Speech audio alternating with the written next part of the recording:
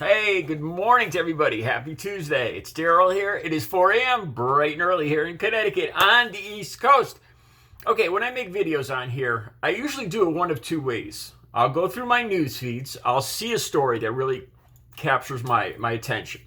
Then I'll go do searches on it to get both sides, to get all the information I can, and copy the links, and then make the video and share the links with you guys.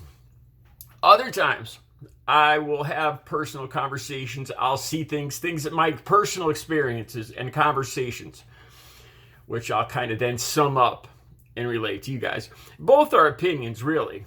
What I'm going to do today is the second one, my conversations. And this just came up in my head in the last hour or so. There's going to be two links down below. A couple, once again, Fox News stories caught my attention. There's a link down below of Laura Ingraham on Fox News. And she's talking about how the left are occupiers because of, I don't know. And then there's another story about a Yale professor that talked about race. These two links. And I watched both these. I read them all the way through, or where there's a video, I watched all the way through. And then I started thinking about conversations I've had recently. You guys know my situation. I'm looking for a place to rent. I got 18 days left. I still don't have a clue. I want to live in the same town I've lived in for 55 years. And it's extremely hard. But anyway, I've had a lot of conversations recently because I've considered moving into the cities near here. There's three cities, one to the north, one to the south, and one to the east. Three of the bigger cities in Connecticut. I've also considered moving to Florida. I've always wanted to move to Florida. So I've had conversations recently. And I'm going to be honest with you guys. I've said this for 20 or 30 years, that when Caucasian people get together, they talk differently than they do when they're around anybody of a color. They do. I remember this one instance where I'd just gotten out of work as a truck driver. I went to the bar I had been using, and I had African American friends in that bar. And I was a little too talkative, and I had a conversation with an African American man that was my friend. And I told him flat out, I was a little too honest. He was talking to some other guys I worked with, and then he came over and talked to me. We were shooting some pool, and I told him, I said, you know what? I said, those guys that you think are your friends, I said, when I talk to them, it's a whole different story. They call you guys the N-word. And this African American guy could not believe that. I thought, I talked too much. I did. I didn't realize the effect it was going to have on this man. I made a big mistake. He got angry and he was hurt. He was really hurt. And he didn't want to believe it. He got mad at me. But I've known this for a long time. There's people around me, Caucasian people, that will readily admit, I'm racist. I'm racist. I don't want to move to the city because there's a lot of colored people there. Those people are there. And I started thinking about that. I really started thinking about that. What are they insinuating? That what they're insinuating is people of different colors are aggressive, violent. And I've actually had people say to me that compare them to animals. I know this is offensive, but these are things that have been said to me. And I really started to think about that and why there is situations of violence. And going back to my days when I was using, I'm going to tell you guys some of the stuff I saw. Violence, and almost all the crimes, this is my personal opinion. I'm willing to bet that if you guys talk to any law enforcement officials, they'll probably agree with me, that drugs without a doubt are the main initializer, the main source of almost all crimes, of a huge percentage of crimes, and especially violence and gangs and guns and all that stuff. let me tell you guys what I saw. I remember going to I used to live in a small town, a smaller town, bigger than this one, but smaller than a city, about 20,000 people. This is where I went to high school. And I lived right near the town line, where it became the fourth biggest city in Connecticut. And we would regularly drive over this hill, and we would call it going through the drive-through. Let's go through the drive-through. These were 2 housing projects where we would go through and buy vials of crack. Yeah, not too proud of this, but this is what we did. And we'd pull in, it was literally a drive-through. We'd go in one entrance around, and we'd be swamped by salesmen, most of them of color, coming up to both windows, holding out handfuls. They wanted to make the sale. Now, like I said, I'm not proud of this, but as my addiction grew, I got deeper into this. And I would go into the houses. What do they call them? What do they call the houses where they store the materials? I can't remember now. But I remember meeting, and I remember seeing how this all happens. There's different echelons, different layers. From low-level, street dealing, and on up. What I would see was like 12-year-olds, 14-year-olds, even probably 10-year-olds. And there's hundreds of dollars to be made in this. This is the way it worked. Somebody a little higher up, a high-level street or just above street level, they would do what they call front. They would front a quarter ounce, an eighth ounce, $200, $400, $600. About $600 was an ounce. Usually about a half ounce or a quarter ounce. They would front.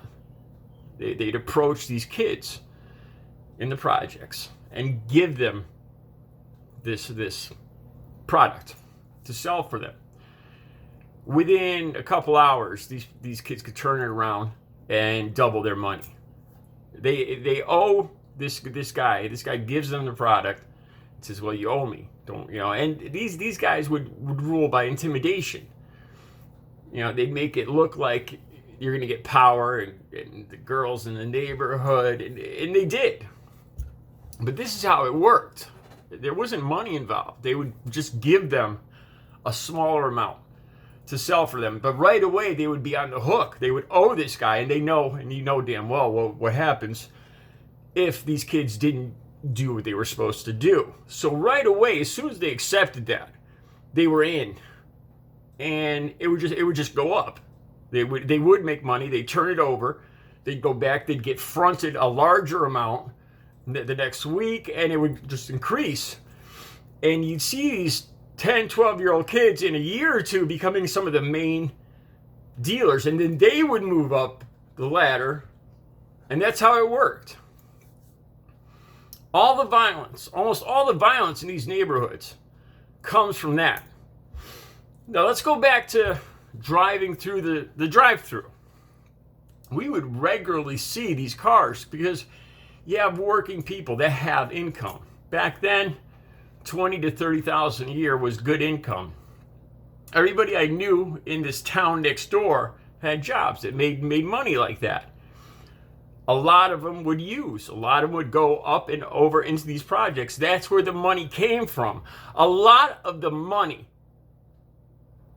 that funds this violence and all this crime that we talk about in these cities comes from the suburbs around these cities, from people, not just Caucasian, but honestly, from what I saw, mainly Caucasian, going in, spending their money in these crime businesses, and then going back out. And they do this every week. We're talking about hundreds and thousands and millions of dollars in each of these cities.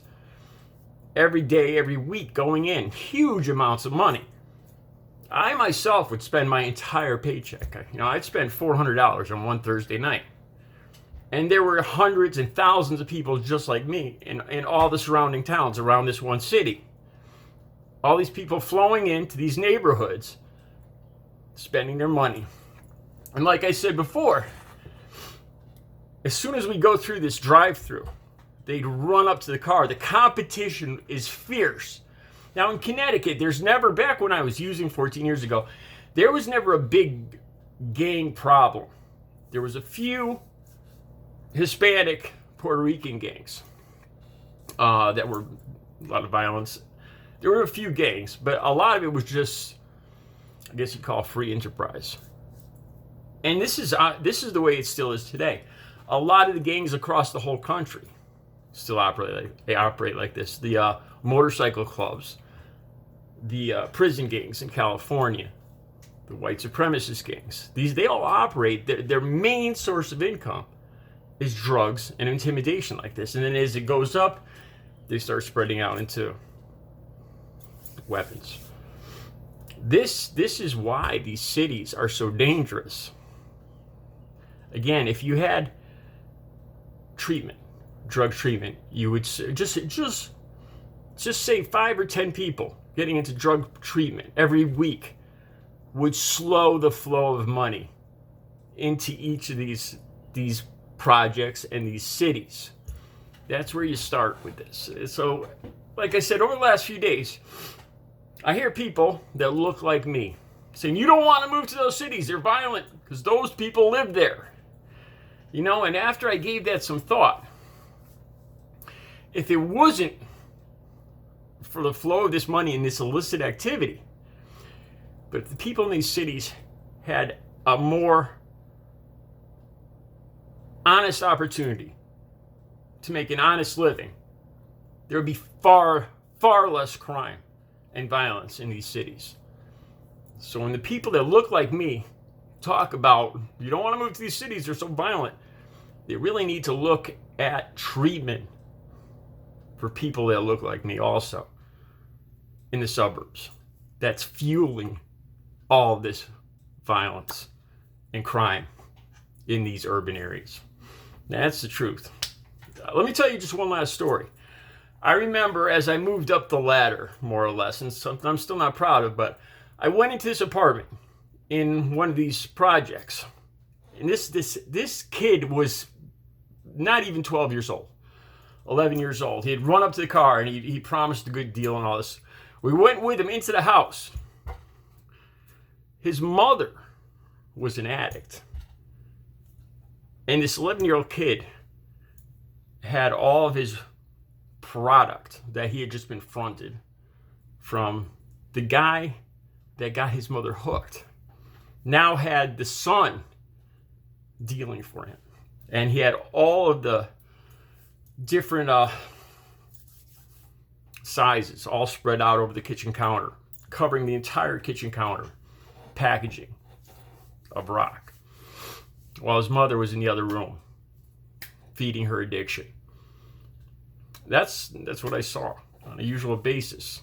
This is what drugs do to families and communities. It tears apart families, communities, violence, and the money feeds everything else. And a lot of the money, a good portion of the money, comes from the suburbs and people that look just like me. And that's the truth. All right, I'll talk to you guys in the next video.